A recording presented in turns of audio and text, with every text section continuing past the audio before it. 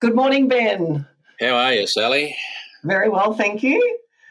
This morning we're starting chapter 9. Good God, we're getting there, eh?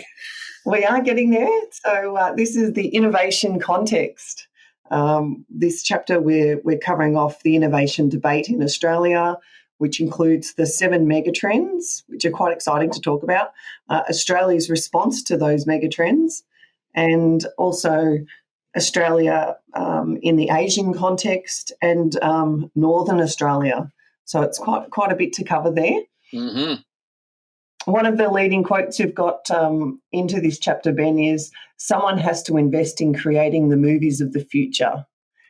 Eric Fellner. I quite like that. It is. It's a thought-provoking. It's a thought-provoking statement, actually, and it's always occurred to me in the context of my work generally. And I've been working as a business strategist or a facilitator of business strategy for close to 40 years. Nobody ever rationalised their way to the future. It's just not possible. It really, the future is a function of your imagination. And Einstein said it beautifully. He said, your imagination is a preview to coming attractions. I like that. Yeah, and it kind of makes sense, you know. I mean, the business cases you see come forward are all the financial world's attempt at rationalising the future to sort of de-risk it. And it's really interesting that, even getting business cases up, that people are on that fine line, because if you put up a business case that's too risky, they'll knock it back. But if you don't put up a business case that's visionary enough or exciting enough, it'll be knocked back too. So you're really kind of on that fine line, rationalising your way to the future, and it's not possible. In the end, the future, by definition, is unknowable, and it is a function of 4 Ps, if you like. There's the possibility, the off-the-wall possibility, stuff that's outrageous. It's impossible, but it's a possibility. And then you have the notion of probability, which the accountants love. And they really, they can only make a decision if it's probably going to happen. I think it's quite fascinating. And then there's the potential. That's just making an assessment of, given all our assets and our possibility and our human potentials, what could we do? What is reasonable to hope for? And then there is the 4th P, which just escapes me as I think about it now. Sorry. I can't help you out there. I was very much waiting for what that 4th P was. Sorry about that. I like the potential. Yeah. Potential, possibility, probability. I'm sorry. I've lost it. That's okay. Yeah. So we've got, Ben, you're talking about in chapter 4, you mentioned that there was a focus on 3 different types of innovation, which included work systems, product and innovation, and business model innovation, which probably sit in some of those 3 Ps situation. And then there's a 4th element there, which is, that we must include social policy innovation and cultural innovation. Absolutely. They're they're if you like, the environmental milieu in which all these other innovations happen. The social policy innovation is pivotal, and it's a function of government, if you like, to get social policy in position so that it enhances society. Now, sadly for our system, social policy is a political process. So it's the art of 51%. You know, you can only really get a social policy through if 51% of the people support it. Whether that's in the parliament or whether that's even in society. You know, governments find it very difficult to legislate or create policy that the majority of people don't want. And it's in that space that I think that governments over the next 10 or 20 years have to get some courage and actually make some big decisions about the future, which is it's been lacking in this country for a long time. You know, yeah, because it's sort of self-perpetuating, isn't it? Because that means we're just sitting in that probable space at all times, and we're not looking to what's possible and where's our, developing our full potential as a country. Well, exactly. I mean, that look, we arguably, you know, we're one of the, in terms of mineral resources, one of the richest countries in the world, and certainly in terms of median income per household, we're up there with being the richest country in the world. But we kind of have this either lackadaisical, she'll be right, mate, type attitude that pervades our conversation almost. You know, the Prime Minister's talking about, and I've probably mentioned this before, but it bears thinking about. You know, John Howard, you know, did a great job as Prime Minister, but he said, you know, Australians are entitled to feel relaxed and comfortable. We'd be one of the few countries in the world that have that entitlement, I suspect.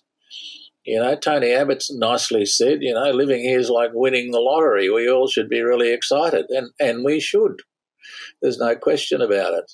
You know, more recently, Morrison has announced that, you know, we're a nation of adopters, you know, and that's fine. And I don't have any problem with any of that, except that ultimately we've got to make choices, and we need to understand where we sit both in the world and within our own, if you like, country lifestyle journey. You know, can we continue to be a lifestyle country, preoccupied with recreation and those things that go with it?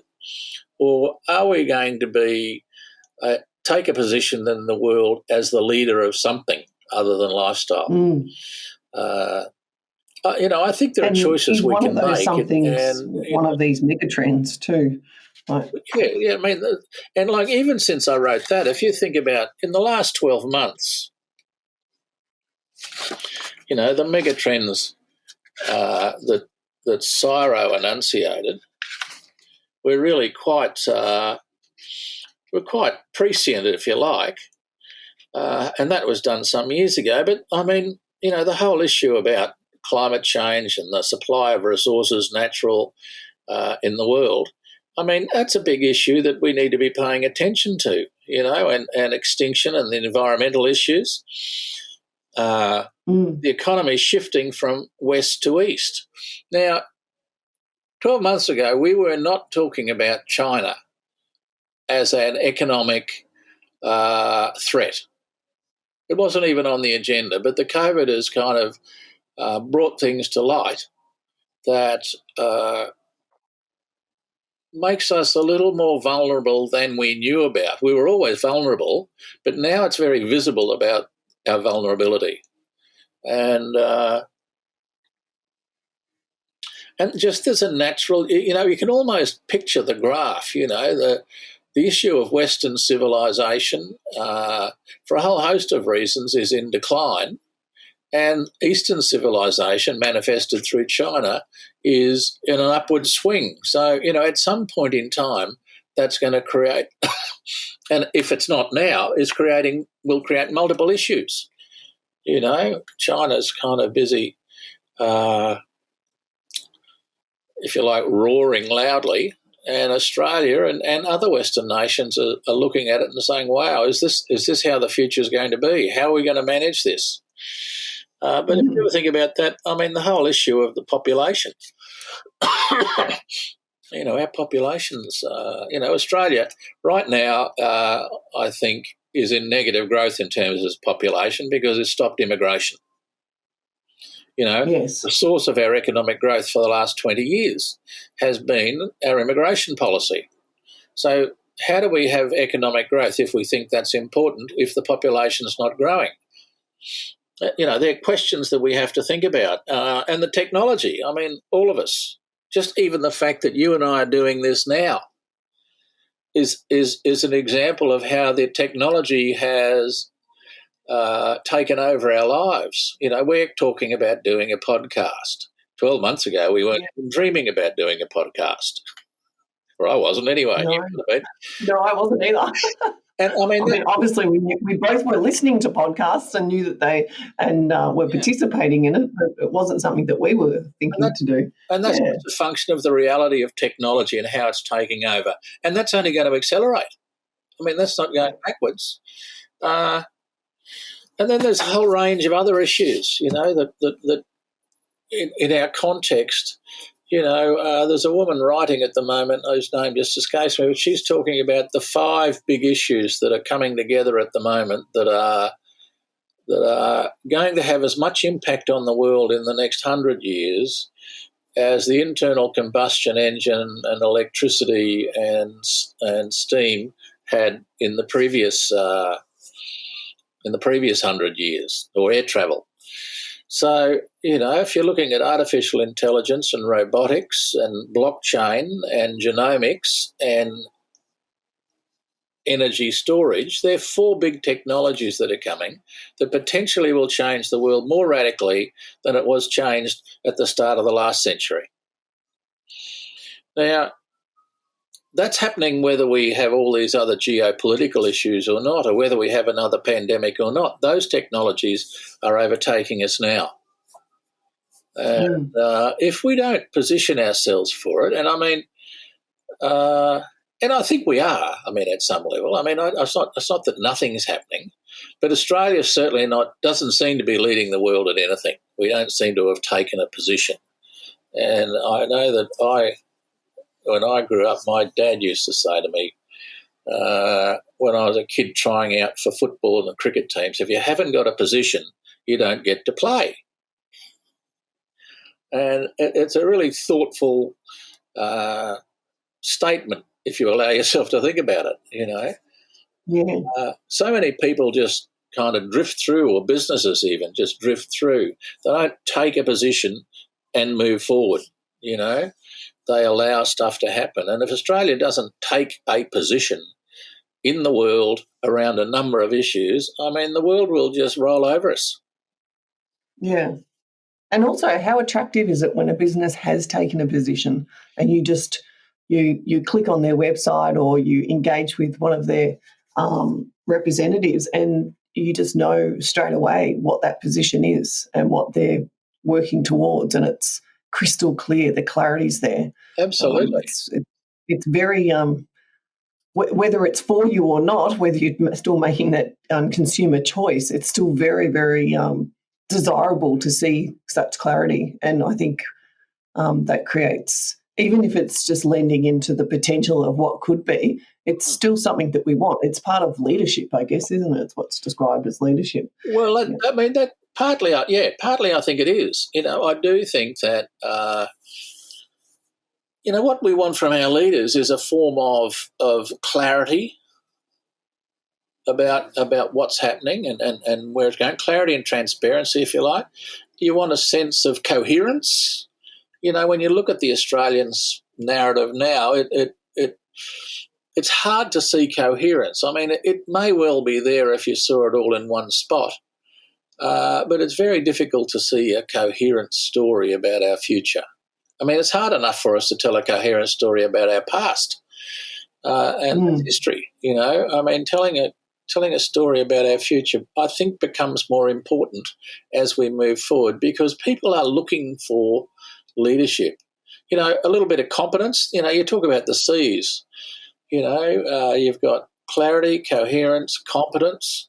You might even add some commitment.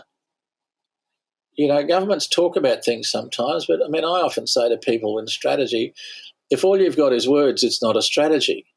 It has to be backed up by resources, whether it's money or whether it's commitment of people or whether it's time.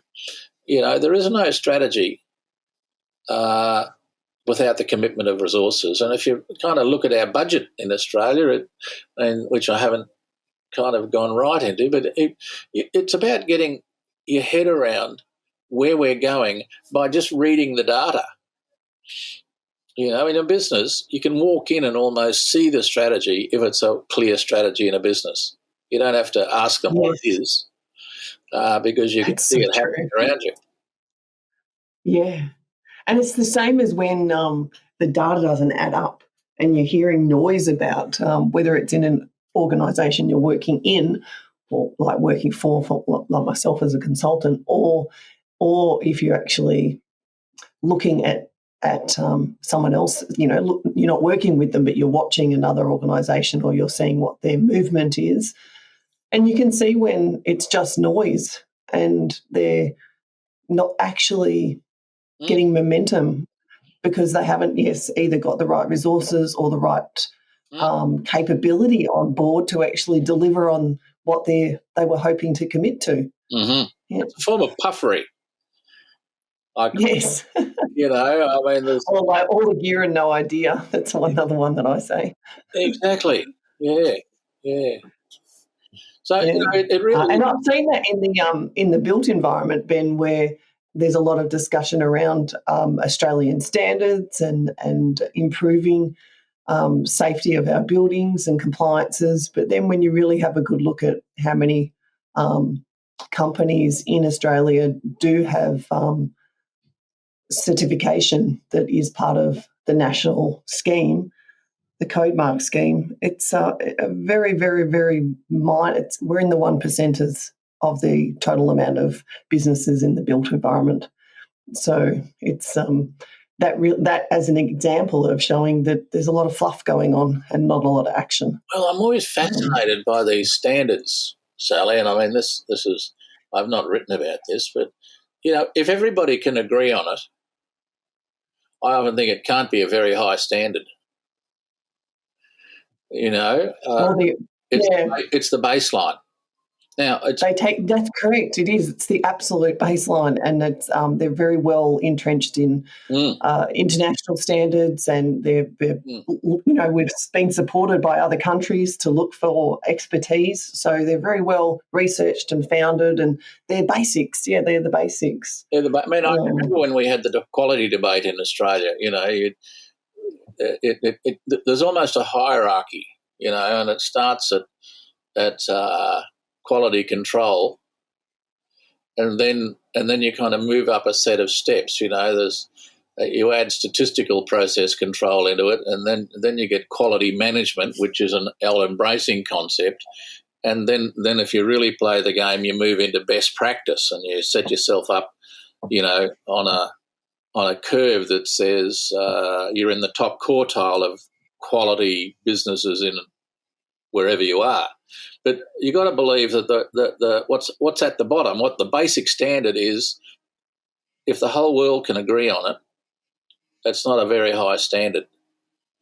You know, you can imagine that the compromises involved in that, and it's a little bit the same with innovation. You know, when you look at Australia, you know, we just don't rate very highly. We're not in the top quartile of serious countries doing this work. You know, and I think that's disappointing. Actually, yeah, there's a lot of work going on, but we're not where we can be. But as we said in other podcasts, when Australia applies itself to something, we usually exceed. So, like sports and the Olympics and building sporting stadiums and